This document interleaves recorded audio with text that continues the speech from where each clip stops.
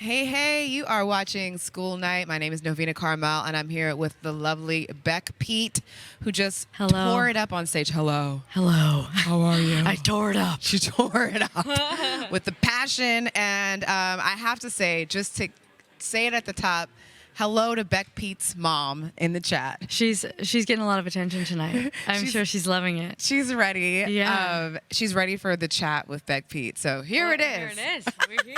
I'm so glad we're here. Yeah. Oh, I'm not speaking in the microphone. Oh, no, you're good. Okay. You're good. Hello. Can you hear me? Is mom in Vacaville right now? She's not. Oh, okay. How did you know about Vacaville? I don't know. You're How from do you Vacaville, know? right? I am from Vacaville. Ew. Wow, did her research. I know a few things. My mom is in Maryland. She just recently moved there. Oh, cool. So it's very late for her, and she is here with us. So we're very glad. Yes. Thank you for staying up with us. We're in Maryland. I'm curious. I know a lot of people in Maryland. I don't know the answer. It's all right. The chat is saying, hello, Mom. Jai Grinder said, hello, Mom. So everybody, the mom is the star right now. Move over, Beck Pete. Yeah, I mean, she always is the star, so that's not a surprise. Yeah, but Vacaville, I think it stood out to me as well because I'm from San Francisco, and I was like, Vacaville. That was one of those places that was like always along the I don't know if it was on the BART line or something. And, like BART. I feel like maybe that's Vallejo? Yeah, it may have been Vallejo. I mean, my family's there's a lot from of Vallejo. V names there. But it was like a place that I would drive by but not usually go to, you know? Yeah. There's a good Vans outlet. I used to work there. Yeah, I worked at a Skechers outlet. Oh, fantastic. Yeah. There's so much in common. We're the same person. We're the same. So Vacaville, thriving music scene? I mean, sure. Sure? We'll say that for Vacaville. Yeah. There actually are a lot of creative people there and in Sacramento, which is where I lived afterwards.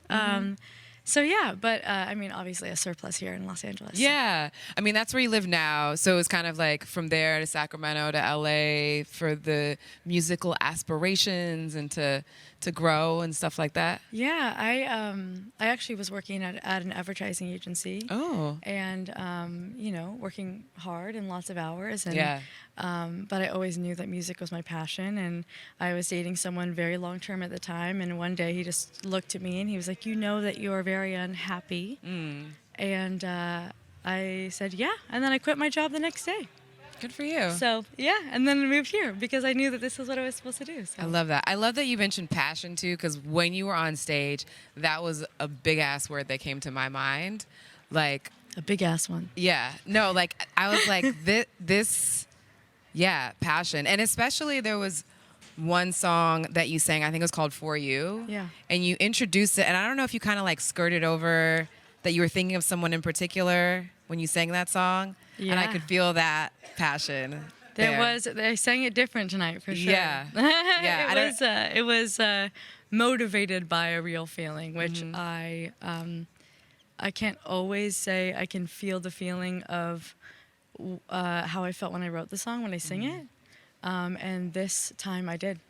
So I feel thankful for that. Yeah. How does it feel when you're feeling that feeling for real in your life and performing the song? Beautiful and very difficult because there's all the other things go out the window, right? Like how am I singing this or what do I look like? Which I think is the most compelling performance is when someone lets that kind of fall away. But at the same time, sometimes you're like, oh, I wish I would have maybe done that a little differently in my ideal perfect world, but it's about the feeling, so. It was felt. I'm glad. Yeah, absolutely.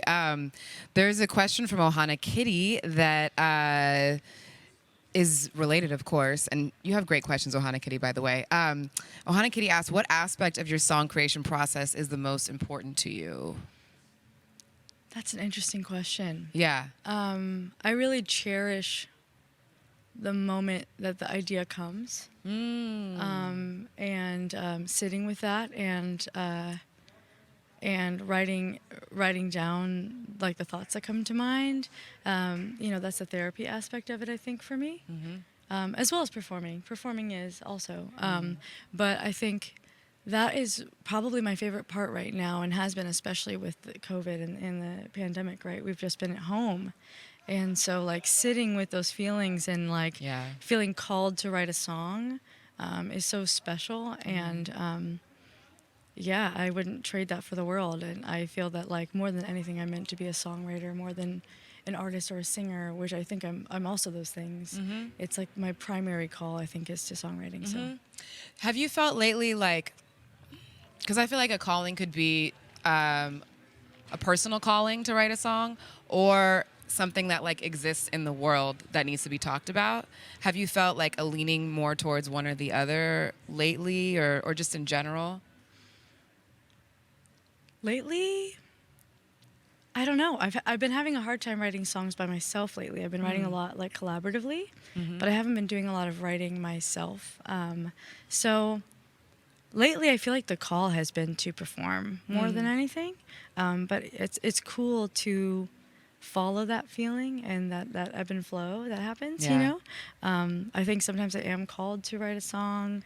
Sometimes I feel that like it's just like a larger calling of like sit down. You have something to say, you know? So yeah, it's interesting that I love that it's always different. Yeah. And speaking of being called to sit down and write, you have a new album that you've written. Yeah. It's your debut album, but it's also, right? It is. It is. It's And it's in also two parts. part one. Yeah, that's what I was going to say. Yeah, yeah. So tell me about that. Well, first of all, remind us the name of the album. Scared of Everything. Scared of Everything. That's right. And you said Yes. on stage that it's accurate Yes. to who you are. Okay. Yes. I I understand. think, I mean, I think if we admitted it to ourselves, most of us are scared of most things.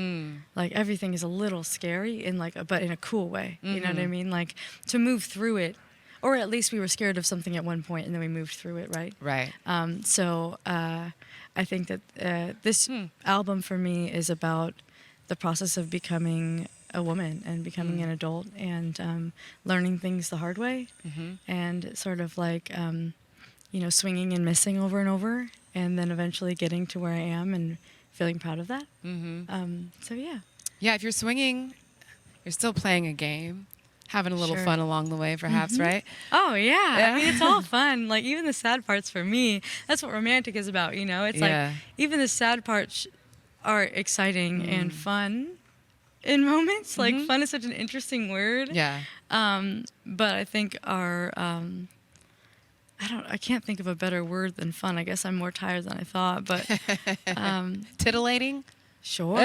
That's a great word. Fantastic. Can we get a round of applause for titillating out there in the interwebs? I love that you say that though, because you know sometimes there can be like a negative connotation to something being challenging or scary or whatever, but allowing to have the perspective of titillation, Sure. enjoyment, fulfillment in some way. Yeah. This is an really interesting beautiful. conversation because I feel that I have this aversion to the word fun more than I have the aversion to those other things. Because I'm like, no, nothing is just fun, right? Yeah. You know, but now in this moment, I'm like, but isn't everything also fun? We're getting deep. Yes. I haven't even finished my first drink, Okay. guys. Tequila. Let's go. So you didn't tell me yet though. Why? So what's the two-part concept? What's like part one and then part two? How are they different? You know that I've focused so much on part one that I like off the top of my head I don't really. They're all different like challenges that I've gone through or like lessons that I've learned. I know it sounds very cheesy, but I promise you it's not. It's Doesn't sound cheesy. But yeah, the first part is there's an undercurrent of loneliness and feeling misunderstood to everything. So like there are stories of the normal stuff, you know, heartbreak and whatnot. But like, I think that the primary theme of this first part, at least, is like not feeling seen. And I think that is something that I have really struggled with because I try my best to see other people and feel connected. And so it's difficult to not feel seen. So I wanted to shed light on that.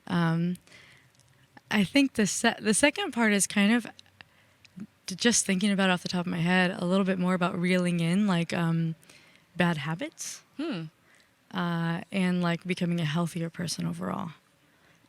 So yeah, they are different, but they're all a part of the same story. Nice. Wow. Okay. So the first part just came out. Yeah. And it is awesome and it sounds extra amazing live. We're so thankful you performed it for us tonight. And we'll So also glad be to be looking here. forward to the second part whenever you feel ready to give it to us. Oh, yeah. I think, I mean, probably either the beginning of next year or the end of this year. So. Okay, awesome. Yeah. Well, Beck Pete, thank you so much for being here with Thank you us for having me. tonight. Thank You're you. amazing. Yes.